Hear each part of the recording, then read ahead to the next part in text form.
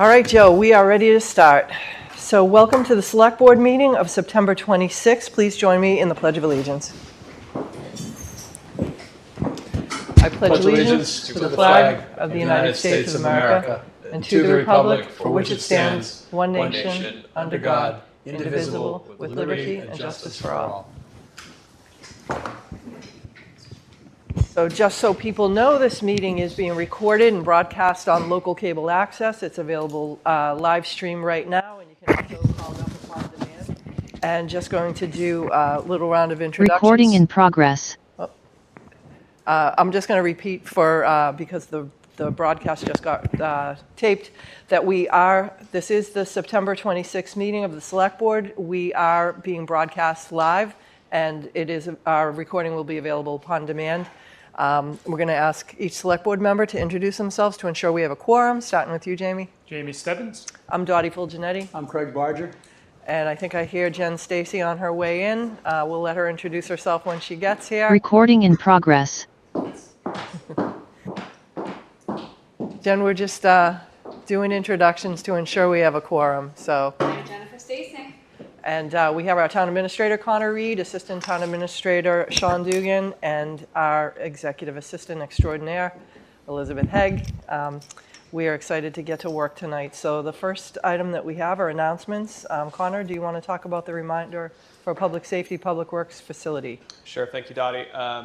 With every agenda for quite some time now, we start the meeting with a reminder of key dates for the Public Safety, Public Works Facilities Replacement Project. So on Monday, October 2nd at 6:30, Police Fire on Lothrop Street will have a facilities tour and community forum. That's the second one of those we had. We had one earlier in September for Public Works. So again, that's Monday, this coming Monday, October 2nd, 6:30, Police and Fire Station at Lothrop Street. There will be project information available at the Fire Open House this Saturday and at the NRT Festival on Sunday. We also will be presenting a project, myself, the Chiefs and Director, at Frothingham Hall with the Council on Aging on Thursday, October 12th at 9 a.m. So that's available as well. And then, of course, the special town meeting is Monday, October 23rd at 7 o'clock, Oliver Ames High School. And the associated debt exclusion election is Saturday, November 4th from 10 a.m. to 4 at Oliver Ames High School. Excellent. Okay. And one of the things that I didn't mention before, I've neglected, was this is a hybrid meeting, so people are able to participate remotely. If you have any questions through any of our presentations, please put your question in the Q&A, and our Assistant Town Administrator will flag us should we have any of those questions so that we can answer it. And as always, if anybody's watching at home and they have a question, they can always email the board, selectboard@easton.ma.us, and we will answer all emails that we get. So next we have a presentation by Town Clerk Danielle Sicard, Know Before You Go, Vote by Mail Options for the Debt Exclusion Election, scheduled for November 4th, 2023. Hi, Danielle. Hi, how are you? Good, how are you? Good, thanks. Thanks for having me. As we approach a busy election cycle, I thought it would be appropriate to come in and share with you and voters at home some information relative to the upcoming debt exclusion election. As Connor mentioned, that's going to be on Saturday, November 4th from 10 a.m. until 4 p.m. You can find all of the information on our website at www.easton.ma.us/vote. There's plenty of links on the top that will bring people to all of the different voter options that we have. Specifically, the voter options that we have for this election are voting by mail and voting on Election Day. The deadline to apply for a vote by mail ballot is Monday, 5 p.m. on October 30th. I would caution people to apply early, as I always do. There sometimes is a delay in the mail. It can take, according to the U.S. Postal Service, almost 11 days at the highest amount of time. So if people want to do it a little bit earlier, I would recommend that because that's only 7 days prior to the election. You can also vote, obviously, on Election Day. And so Know Before You Go is kind of a term I use for all of the information relative to voting on Election Day. And so that also can be clicked on this /vote that we have, or knowbeforeyougo.pdf. We will have sample ballots available, probably starting October 6th. That will also be on the website. And finally, I just wanted to remind people about the deadline to register to vote. There's no need to register to vote if you already are registered to vote, but certainly if you are not, the deadline to do that is Wednesday, October 25th. And that's pretty much what I have for a presentation for you, but I'm happy to answer any questions that you might have. Anything, Jamie? Yeah, no, Jen? thank you, Daniel. Welcome. No, thank you. We've been through this a few times, and I think it's clear, and folks are doing it, which is fantastic, Yeah. using this great mechanism for voting. So, thank you. You're welcome. Thanks, Danielle. I have a question. Sure. So vote by mail for a local election. Yes. How does somebody request a ballot? Because that's a bit different than a state election when there's So that- the only real that difference. thing that gets sent out to everyone. Correct, yeah. The only real difference is for state elections. A Right. postcard is mailed to all voters who haven't already applied. Right. In a local election, it's kind of back to the old days prior to vote by mail, where absentees were something that was requested. So that can be found on our website in the /vote. It's also a PDF, so it would be www.easton.ma.us/vote-by-mail.pdf. That's how you can actually get directly to the application. We'll start our marketing campaign soon, which will have all of that attached to our social media and our town crier. So if I was coming to town hall for other business, could I request a ballot and fill that out at the time? And will you still have the ballot box out front that people can use? Yep, as far as returning the ballots, as we approach the deadline, I would recommend that everybody does utilize the outside secure ballot drop box to return their ballots rather than the mail. Again, leading into that 11-day time period just to make sure that it counts. And it would be required to be dropped in that box by the close of polls at 4 p.m. We can't accept those ballots back at town, at the polls. They need to come here first, be processed inside of our voter registration system, and then one of our staff or board of registrars will deliver them to the polls for processing. So that, again, would be 4 p.m. in the drop box on Election Day, November 4th.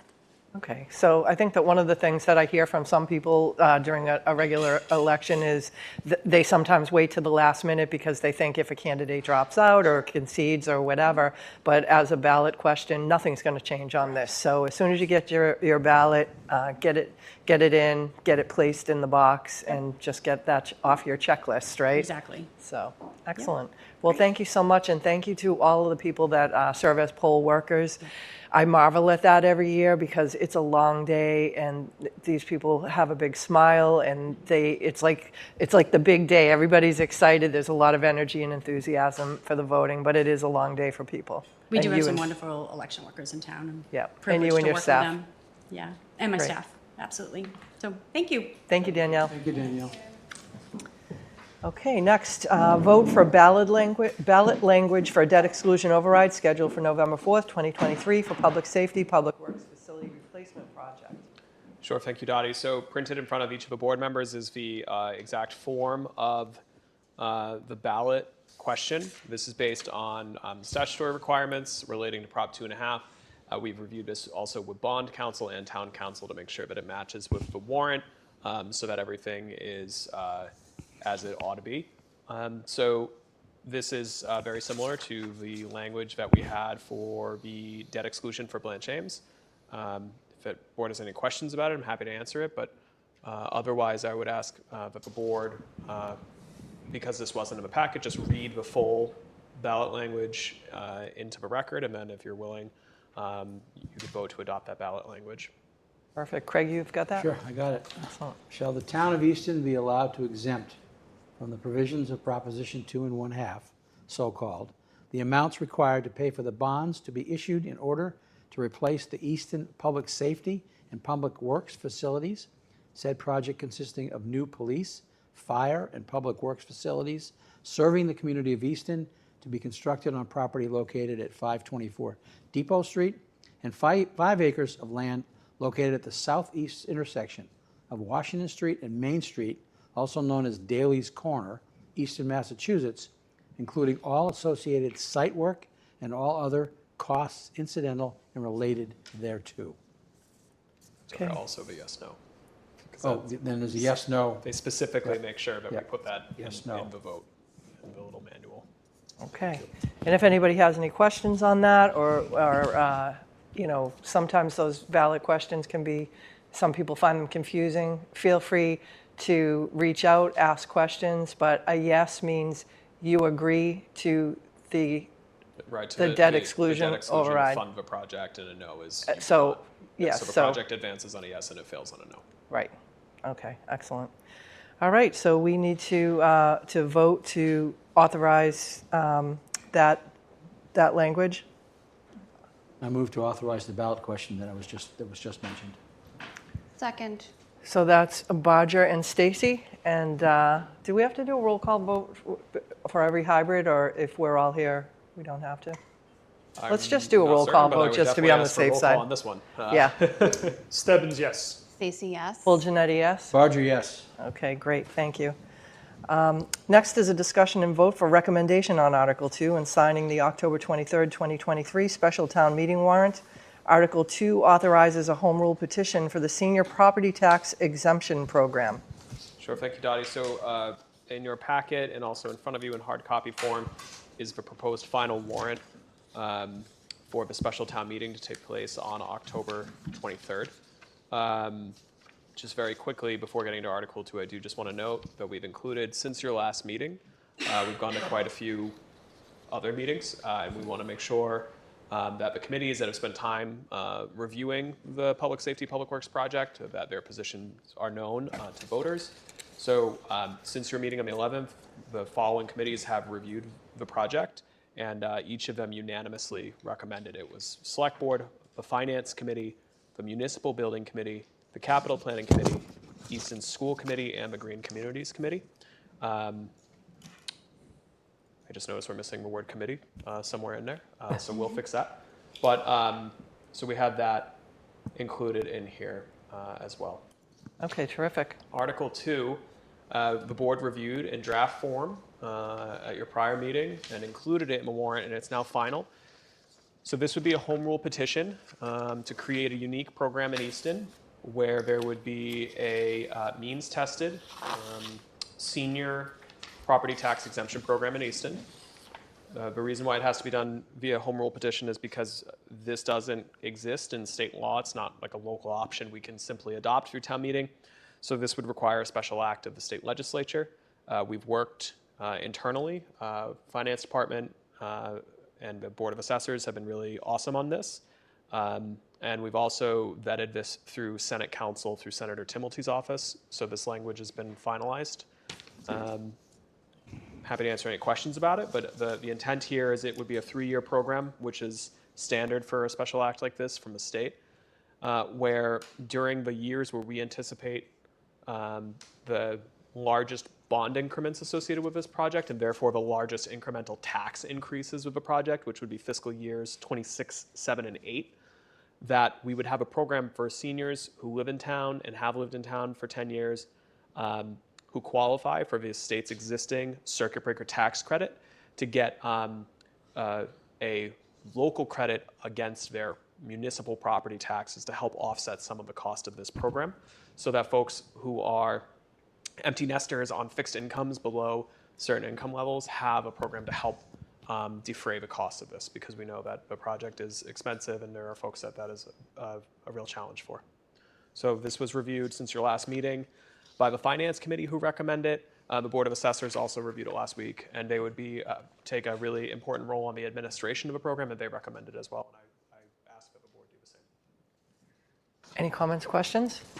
No, I think it's very thoughtful, and I appreciate the work put into it, especially with our state legislature as well. So I'm hopeful. Couldn't say it better myself. Greg? Oh, I have nothing to say. Thank you. Well, I would just say that when we were going through this process with the school, the Blanche A. Ames Elementary School, it was really important to this board that we consider and think of all the ways that this impacts the people in our community. And we brought forth a relief package at that point, and to look at it again. I just want to thank you, Connor. You really did a lot of research and went out of your way to find a way to do this. And it means a lot to the board, because we really do care that this isn't a tremendous burden on people that might not be able to, withstand that. So thank you very much for that. Craig, do you want to make a motion? So the motion is to include and recommend and include? There's a motion in here on page 2, at the very top of the page of the packet. So Oh, okay, actually, there's two separate items related to warrant. The first would be just a motion if a board is willing to recommend Article 2.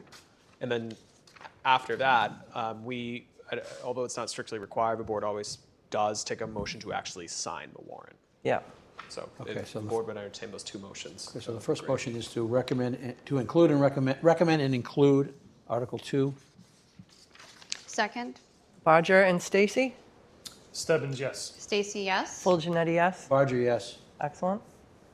And the second one is right here. Pardon me while I get to it. I move that the Select Board sign the special town meeting warrant for Monday, October 23rd, 2023, at 7 p.m. to take place at Oliver Ames High School, Easton, Massachusetts. Second, That's Barger and Stacy? Stebbins, yes. Stacy, yes. Full Janetti, yes? Barger, yes. All right, great. Thank you, Craig. Acceptance of a donation to the fire department from Donna Elder in memory of Teresa Bacon. Sure. So Chief Alexander's here. The next 3 or 4 items are related to his department. So. Come on up.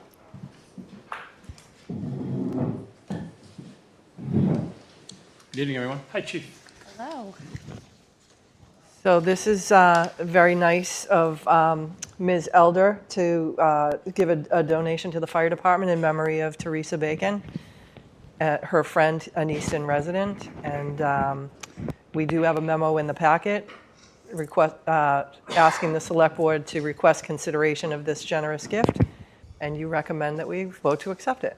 I do. So, We always love getting the positive feedback, and the generous gifts are always nice to have, and we always try to route those towards things that'll benefit not only the department but the community. So we're very thankful for that. Oh, that's great. All right, so we need to take a vote to accept it. So would you like to make a motion, Craig? I move to accept the generous donation from Donna Elder in memory of her friend Teresa Bacon. Second, That's Barger and Stacy. Stebbins, yes. Stacy, yes. Full Janetti, yes? Barger, yes. Great, thank you. Next, we have contract award EFD 2024-01 Rosenbauer, Minnesota LLC for a ladder truck. That we do. So as we've talked about a few times, our current ladder truck's 1999, and it's struggling. We do what we can to keep it going. It's still going. Our mechanic's doing a really good job with it, but it's tired. And so this is the future. This truck has been, we had a committee of firefighters who participated to identify a truck that would serve the needs of not only Easton, but we all serve mutual aid too. We want to make sure we're considerate of that as well in our thoughts and how we design the truck. We're very excited about this truck. It'll be unique to the area. It offers some capabilities that don't exist currently. So we saw this as an opportunity between the cost of a traditional tower truck, if you will, tower ladder truck, and this truck are very similar. We really investigated this particular truck. We took a road trip, a ferry trip even, to Long Island, and went and saw one in service in Southampton, which we're very thankful for them taking the entire day to show us their truck and let us try it and operate it and go up in the bucket and platform, and amazing piece of apparatus. So we'll have some amazing capabilities with it. Not only can we fight fire the traditional way and get people out of windows, but one thing we're excited about is it has the capability of we have almost every fire department now, at least in this area, when you fight a fire, let's say this is the front of your home, and the ladder truck's out here. When you shoot our ladder truck over the top, you really can't work on the backside because the pitch is going the wrong way. So when we have a fire in the back of a home, it's really difficult to cut holes in the roof and work on the back side of a home. This new truck will have the capability of going over the peak and then dipping down and reaching that back side of the roof. So Oh, wow. a lot of modern construction, we have truss roofs now, and that's not good for the ground ladders that we can throw. They're not safe to get on a truss roof anymore. We need to operate from an aerial platform where we can stay, because truss roofs cave in very easily under fire. So we don't go on those, and a lot of our newer homes have that. So this truck gives us that capability, and also it gives us the capability for great rescue capabilities. So like some of the larger Stonehill buildings will have capability that we don't have now to make rescues, and we have a lifting capacity with this truck. Current ladder trucks don't really have the ability to lift anything.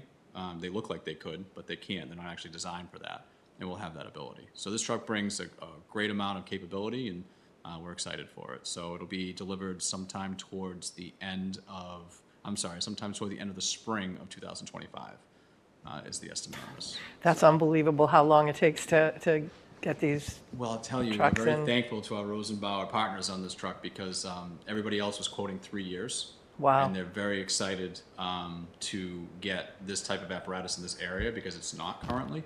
And they gave us one of their slots in line for one of their demo trucks so we could kind of sneak in. So we're able to get it.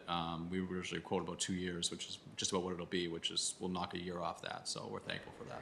Well, that's another reason why it's so important to make sure that you have some type of a plan to replenish equipment, because where it does take so long, it's not like you can just on the spur of the moment order That's right. order one and get it. It's so long now. Any comments? This is the old truck. It'll probably be surplused off. There are some other departments. I've had some previous experience with purchasing ladder trucks, and there are some very small communities throughout the country who could benefit from, who don't have a lot of capital ability and could benefit from a truck like that. And often they go onto the market and get purchased for a very, very low price. When I say low, $15,000, $20,000. There's not a lot of value left in these older trucks, but to a community like that, it would be amazing because it might only go out a handful of times a year, and they could take care of it. It will make it. It just can't run like we run now. So most likely that's what will happen. And then if they're really too far gone, they actually, short of being sold for scrap, there are companies who actually will buy them and ship them overseas. Okay, great. The regulations are a little different, so they can run them a little different. And if they need service, they come back to Easton? IMA in Europe. Strip it back, we'll fix it. Jamie, you have any comments, Just questions? what would be an example of using the lifting capacity that you'll now have with the new ladder? What's something you might? Structural collapse. One of the interesting things, we'd have to obviously train a lot for this. The technical rescue team could utilize it. The regional technical rescue team, if they had a collapse or something happens in Easton, they would know immediately how to use it. We would have to train to be able to do that. It's a bit of a crane operator's training versus just firefighting. It's a little bit different. But one of their videos, which you can actually find online, is them responding with a version of this truck to a car accident, and the vehicle is over an embankment upside down, and they actually lift the vehicle out and get it out of there because that was the only way they could access it. Wow, a great additional feature to have that we don't have today. It is. It's a benefit. We're not buying it just for that capability. It's kind of an extra that we will get with that. We're really excited about the ability to reach places that we can't reach now. That's the main goal. But being able to lift, that's the way we look at it is the lead time to get commercial companies out for lifting is a long time. Every time you call up a crane company and they get somebody in and they start it up and they get there. We can at least provide 4.5 tons of lifting quickly to somebody, whether it's Easton or our regional partners.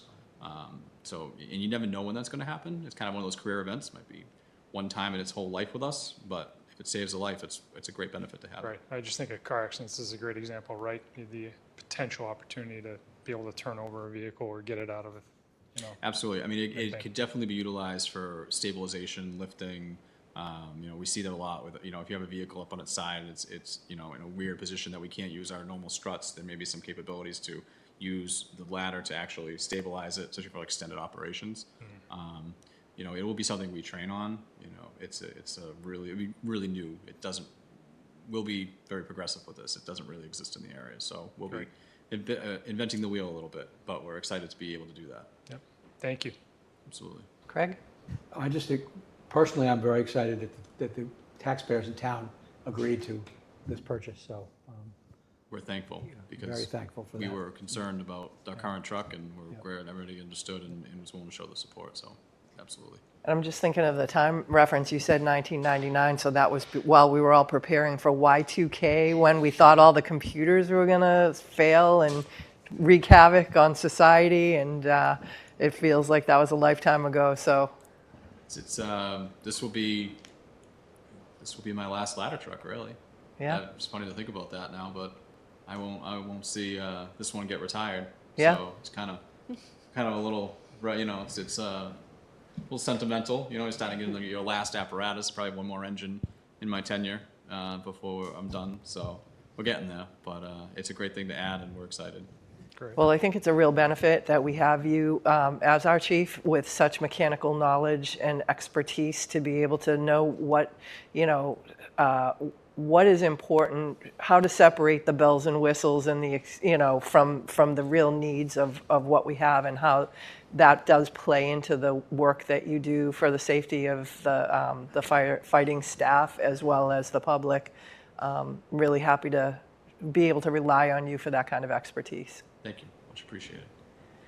All right, Craig, would you like to make a motion? Move to award contract EFD 2024-01, Rosenhauer, Minnesota LLC ladder truck.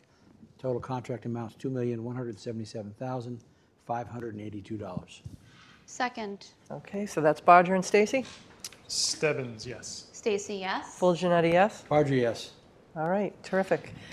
Next is contract award EFD 2024-02, Stryker Medical for a cardiac monitor. Thank you. So got to give credit. Deputy Cow took the lead on writing an Assistance to Firefighters grant. It's a federal grant. And was successful in obtaining that grant. So that grant will purchase a cardiac monitor, which will go on to our, well, actually, this is going on our mini pumpers, our newer, smaller trucks that we're getting coming in. So we're going to get the EMS equipment for them. So this one and the next one will help equip those. So we're very fortunate that the grant was approved, and we're excited about it, and we look forward to getting them. Excellent. Any comments, questions?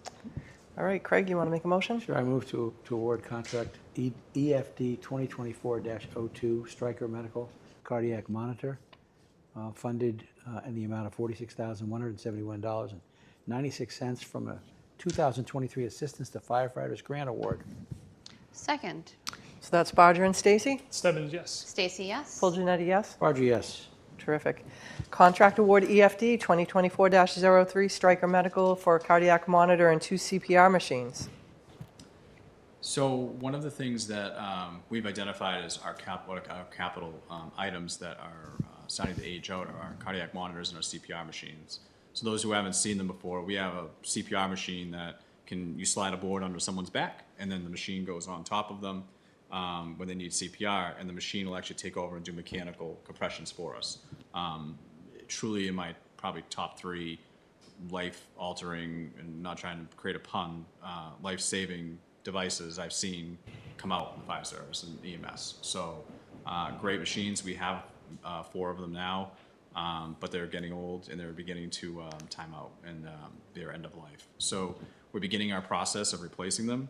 So you'll see 2 of those machines in this, and then 1 more cardiac monitor. This one's a little different than the grant one. That's why they're separated. So in that, our cardiac monitors have the same issue. They're all old, very old, original versions. So once upon a time, probably 10 years ago, a little more than 10 years ago, Easton was very progressive and replaced their older cardiac monitors with these new ones when they were brand new. But they're reaching the end of that life, and now, of course, new versions are coming out. So we're beginning to address that in capital, and this is one of the steps in doing so. Can those be used on children as well as adults? They can. So these ones are manually controlled. They have an AED option for somebody who isn't trained in them, but these are manually controlled. So we'd actually set the settings of how high the electric shock is, the joule setting, if you will. That's what we call it. The joules would be set for the child, so we can do that. Whereas an AED, you'd actually use a different type of pads, a child pad versus an adult pad. That's how that maintains its autonomous nature. I was thinking more of the CPR. Oh, I'm sorry. I took that as the cardiac monitor. My apologies. So there are some size limitations when you get to a certain smaller size. So older children, yes, preteens. It depends on the size. It's really not age. It's Not size. infants, though. Yeah, it's size, not age so much. But certainly not little children. It wouldn't work Yeah. on little children. It's just too This small. must be a real benefit because a lot of people get injured with CPR, broken ribs and things like that can happen. So this must be a safer way, I would imagine. The biggest benefit to these machines is that the human CPR, when we're actually doing the compressions ourselves, as much as we try hard and be consistent, it's hard to be consistent, to get the constant compression depth, the rate, not tire, Yeah. switching out, because we're stubborn, we want to get the job done, so we don't want to switch out when we get tired. So, making sure that we're rotating out, whereas the machine doesn't get tired. And it provides that constant compression depth and force. And the proper amount of recoil, because we've got, one of the things sometimes we do is we go too fast, and we don't allow enough time for the heart to refill before we can press it again. And the machine always makes sure that it does that. Oh, that's interesting. So that's the biggest benefit to it is, and then from a staffing standpoint, the machine allows us to run with one less going to the hospital in the back because we don't need multiple people to do the CPR. We can focus more on medications, airway, cardiac monitoring, different things we have to do, IV access. So the machine it's a huge benefit in the back during cardiac arrest. That's great. Excellent. All right, Craig? Move to award contract EFD 2024-03 Stryker Medical for cardiac monitor and 2 CPR machines. Total amount $63,341.15. Second. That's Barger and Stacy. Stebbins, yes. Stacy, yes. Full Janetti, yes? Barger, yes. Terrific. Is that it for you? I think so. All right. All right. Awesome. Thank you for being having here us so much for tonight. your agenda tonight. It's good to see you all. Good to Thank see you, you. Chief. Chief. Thank you. Here. All right, next up, we have a discussion and vote for contract DPW 2023-02, change order 1, Peterbilt store.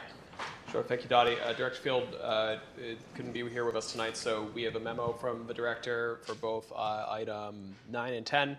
Item 9 is a change order in the amount of $9,000 for an original contract price at $284,000 related to the delay and switching of model year from 23 to 24 on 2 previously approved trucks for Public Works. So these are within the available appropriations from town meeting.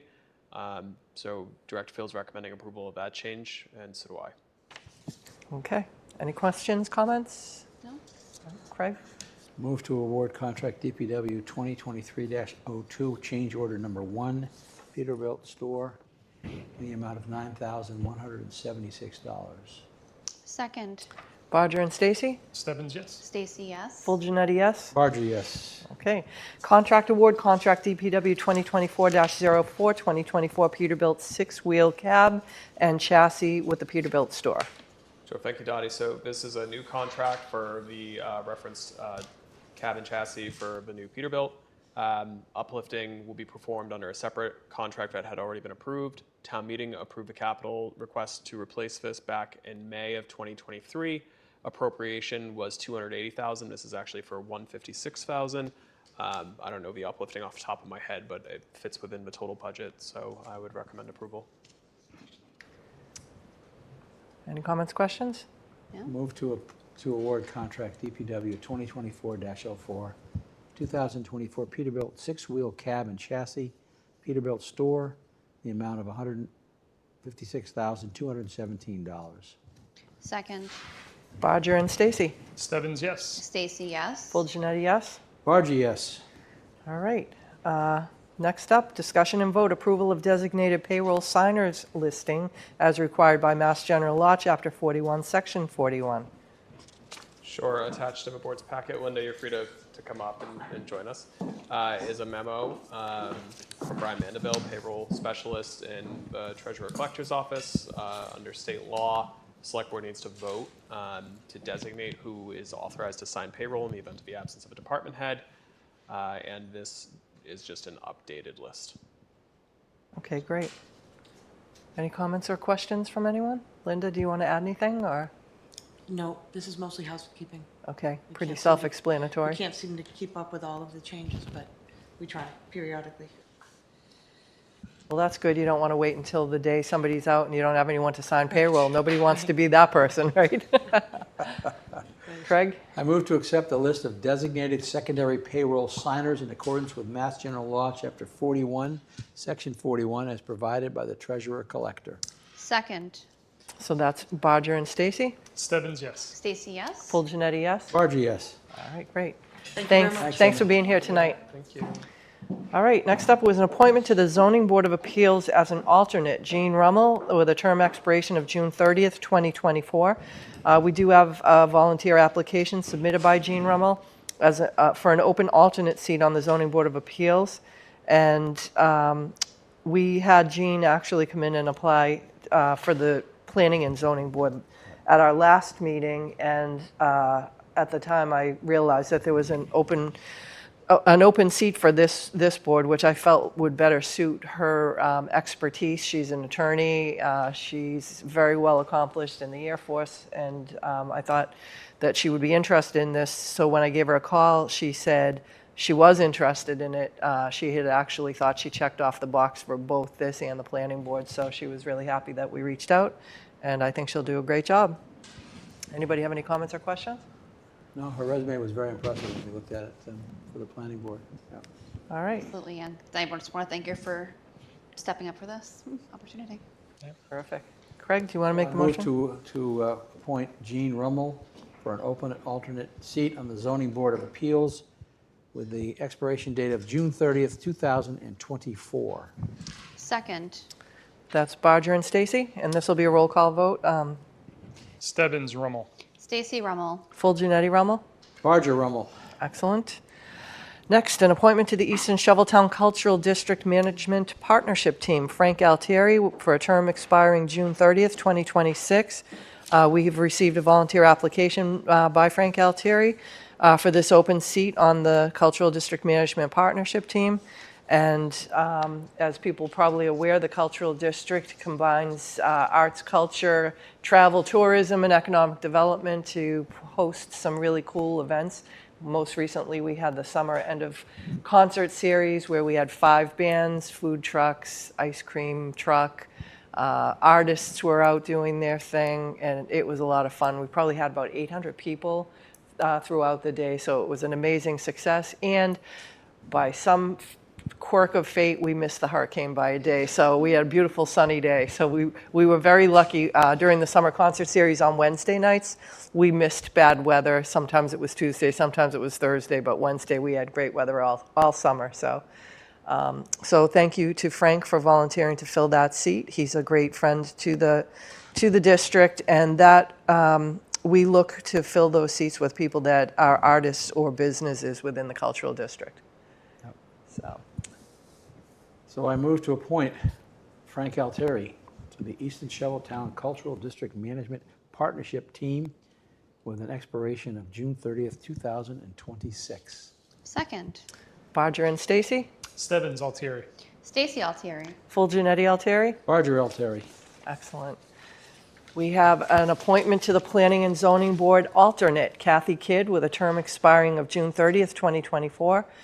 Kathy has applied for an alternate seat on the Planning and Zoning Board, and let me just see, we have not had Kathy come before us before, so I just want to see if she had anything in there. So all I have is her application and what she was interested in. She served on the 524 Depot Street Master Plan Development Committee and wanted to be involved again with town planning. And she supports diversity in housing and socioeconomic diversity. And with her IT background, she has a strong management skills and the ability to see the big picture. So anybody would like to make a motion? I'm very happy to make a motion for Kathy. I move to appoint Kathy Kidd to the Planning and Zoning Board alternate position with a term expiring June 30th, 2024. Second, So that's Barger and Stacy. Stebbins, Kid. Stacy Kidd. Full Janetti Kidd. Barger Kidd. Terrific. Congratulations, Kathy. Discussion and vote on contract PCD 2022-03, amendment for Full Circle Technologies for an online permitting system upgrade. Sure, thank you, Dottie. Attached in your packet is a memo and a contract amendment from the Director of Planning and Economic Development related to the town's ongoing contract with Full Circle Technologies to convert our online permitting systems that we have for nearly all boards and committees and departments to a more modern platform that's integrated across the town government with unified login and quality of life features for applicants so that they can get through permitting as quickly as they can. When we first did this back in 2008 and then again in 2014, Public Works didn't have a ton of permitting going on, but one of the things they do now is sewer permitting, and that it has a lot more activity. And right now, folks are actually still using paper for that. It's the only department, I think, left where that's the case. So this would be a change order to incorporate any and all Public Works permitting into that as part of the refresh for all of our other departments.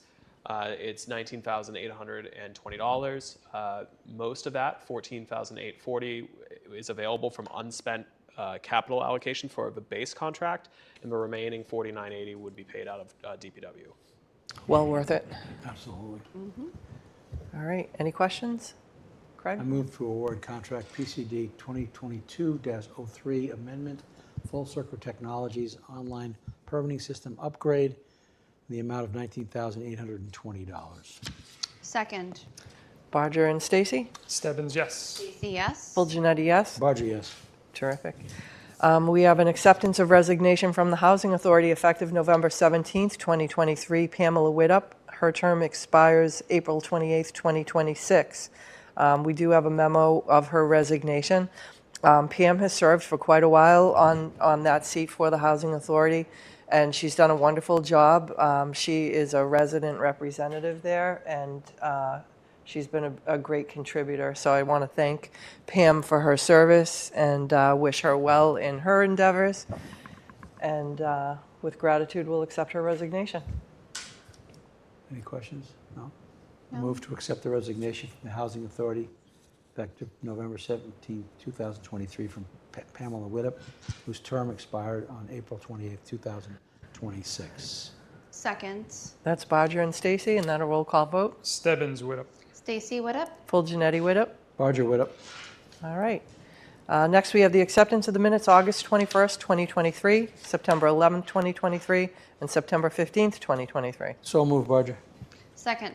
Barger and Stacy. Stebbins, yes. Stacy, yes. Full Janetti, yes. Barger, yes. Excellent. Town administrator notes. I have none except to say I hope we see folks at Fire Open House Saturday, NRT Sunday, or the facilities tour at Police Fire on Monday at 6:30. Awesome. Sean, anything for you? Nothing on my end. I was just going to see what the weather is supposed to be like this weekend. Supposed to be nice on Sunday, I I think. gave up on more cake. Yeah, Sunday looks like the gem of the. Yeah. Excellent. So everybody come see us on Sunday at the sheep pasture. Any select board notes?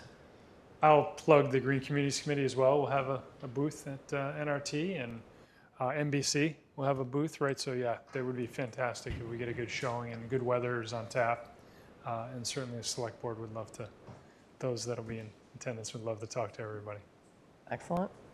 I'll just Okay. reinforce the open house. You've mentioned it already, but my kids came home like so excited about this event. And my husband and I are actually not available to go, but maybe their nephew, my nephew, their cousin, who is taking them. So they're jazzed.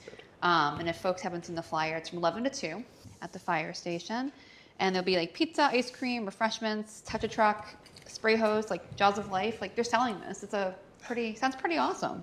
Photo booth, base painting. So sounds like a great way to have some fun around the fire department and also get a chance to see the facility a little bit. And yeah. I think I know which one of your kids is going to be trying to drive the truck. Yeah, no surprises there. Excellent. Craig? I just want to wish all members of the Jewish community here in Easton a Happy New Year, 5784. So, hope it's a healthy and good New Year for everybody. Thanks, Craig.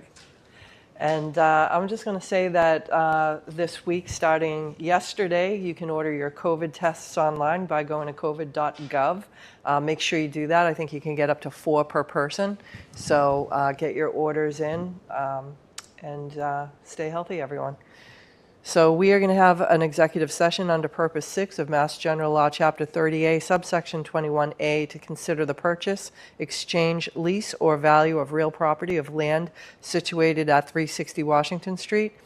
If the chair declares an open meeting may have a detrimental effect on the negotiating position of the public body.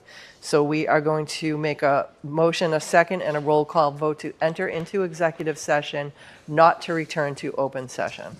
I move to executive session, not to return. Second. So that's Barger and Stacy. Stebbins, yes. Stacy, yes. Full Janetti, yes. Barger, yes. Excellent. All right. Thank you.